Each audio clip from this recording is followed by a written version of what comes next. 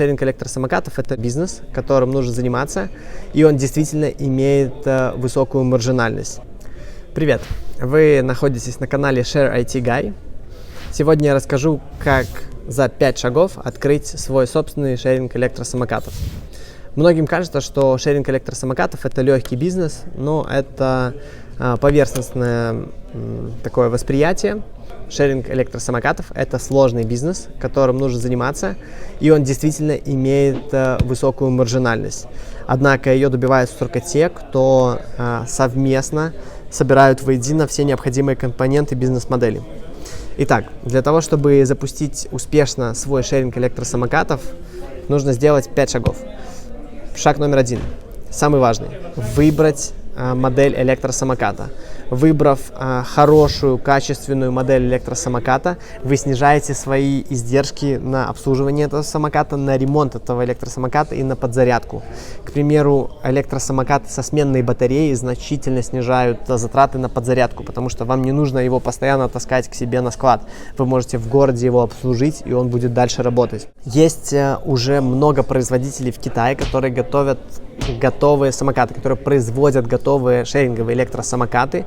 Их можно заказать, они придут, вставить в них сим-карту, и они готовы к шерингу.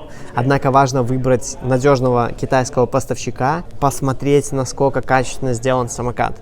Желательно вообще слетать в Китай к китайскому производителю, они охотно приглашают к себе на фабрики, посмотреть на этот самокат, выбрать конкретную модель, потрогать его, пощупать, тогда быть уверенным на 100% и его уже заказывать. Номер 2. Это договориться с местными властями. Договорившись с местными властями, вы себя подстраховываете, что на каком-то этапе ваш проект просто не завернут и не скажут: а нам это не нужно, мы запрещаем это делать. Поскольку шеринг электросамокатов, он оперирует на публичном пространстве, то нужно договариваться с муниципалитетами, либо с собственниками частного бизнеса, если вы планируете B2B модель, где вы предоставляете самокаты какому-то бизнесу там, по подписке. Существуют различные бизнес-модели, о них я буду говорить в других видео. Третье – это выбрать поставщика софта. Когда выбираете поставщика софта, нужно обратить внимание, дает ли он возможность запускать свой собственный бренд. Это называется white label. Если поставщик не дает запускать свой собственный бренд, а хочет, чтобы вы работали под его брендом, это уже франшизная история. Чем она плоха? Она плоха тем, что когда вы продаете свой бизнес, вы продаете только самокаты, которые присоединены к чужой платформе. Если вы запускаете свой бренд на софте, который вы берете в лицензию, то вы продаете свой бренд вместе с клиентами и с самокатами, соединенными воедино. И это уже стоит намного дороже. При этом вы получаете свободу самостоятельно выбирать решения на своем рынке, потому что вы знаете свой рынок лучше. Рассмотрите те варианты компаний, которые предлагают white label решения. Таких вариантов несколько на нашем постсоветском пространстве. Если вы погуглите, то вы их найдете без труда. Одна из этих компаний – это наша компания. И я эти видео записываю, чтобы ответить, в частности, на самые частые вопросы, которые задают нам клиенты по поводу того, как правильно открыть шеринг электросамокатов. Дальше, 4-й пункт – это собрать команду.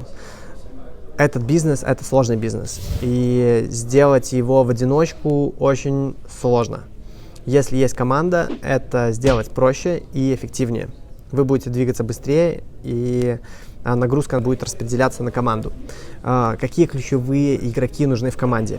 Первое – это сильный техник, который разбирается в электрике. Это тот человек, который будет ремонтировать и поддерживать парк в хорошем состоянии.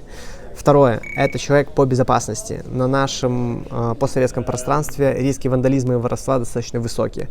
Поэтому должен быть человек, который будет разбираться с вандалами и ворами, ходить в суды, там, взыскивать с них деньги и заботиться о том, чтобы свести это к минимуму. Третье – это маркетолог. Маркетолог продвигает бренд и силу бренда. Это то, что вас отличает от других игроков. Пока что рынок свободен, но со временем он будет наполняться игроками, и ваше выживание будет зависеть от того, насколько сильный ваш бренд и насколько лояльны к нему пользователи в вашем городе, в вашей стране. Пятое – это подготовить маркетинговую стратегию.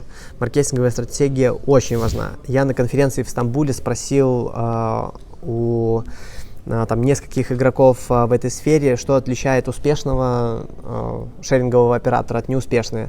И все в один голос мне сказали, что это маркетинг, что это бюджет на маркетинг. Неуспешные, они тратят все на технологию, на самокаты, ничего не оставляют на маркетинг и потом дохнут. Успешные, они тратят деньги на технологию, но оставляют хорошую львиную долю на маркетинг. Как минимум 30% своего бюджета они оставляют на маркетинг и создают силу бренда. Сила бренда – это то, что вам в будущем позволит выжить, когда начнется конкуренция. Это был краткий обзор 5 шагов, как можно открыть свой шеринг электросамокатов.